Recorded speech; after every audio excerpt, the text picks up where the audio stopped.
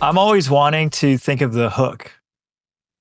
And this is I've got a marketing background, and like the subject line of your email has to be the best 3 or 4 words of the entire email. You know, in the old days, we had newspaper advertisements, and so the headline of your newspaper advertisement needed to be the most important thing. I've been on billboards. So in a billboard, you have to tell your story like very short, very concise. Well, podcast is a 40-minute platform. You know, my show's 40 minutes. And I'm like, I started out, if you listen to like a couple of years ago when I first started out, I would say, oh, here's our guest. Let me tell you for 2 minutes about all the cool things they've done. Yeah. And then I'd say, oh, well, how are you? And then they'd say how they were. And it, like, how boring of an intro. And so I switched it up and decided to lead with a hook. And the hook is going to be something that's going to punch you in the face about this episode that's really interesting. The more controversial it can be, the better. So I want to take a contrarian view if I can. You know, in a contrarian view, I teach happiness. I teach people how to be happier.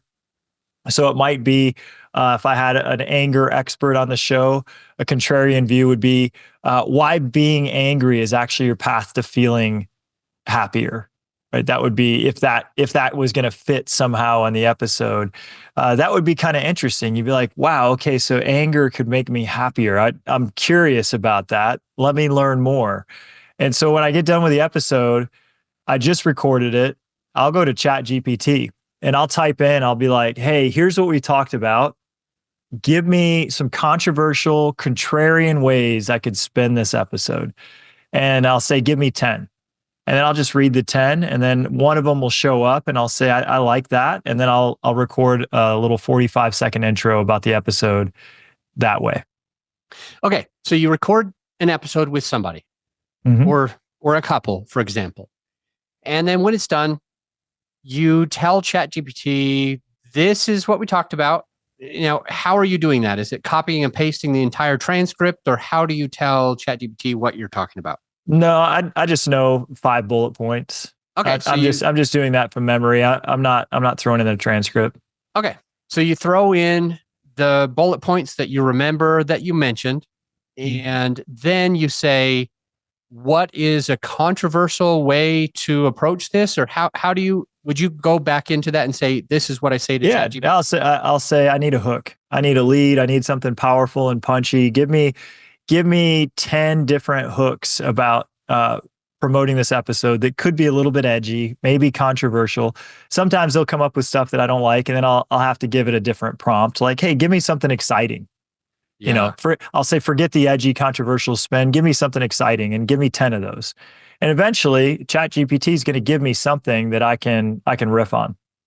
All right. So with that episode, the one with Matt and Ange, what do you remember being? How did it go for that? What did you say to ChatGPT? These are the things that it's about, and what were some maybe good and bad like examples that you might be able to remember?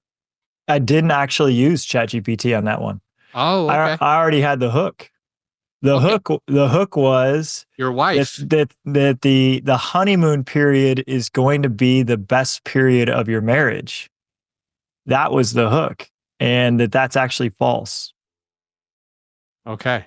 So you said that in that hook, that the honeymoon period is false? I missed it.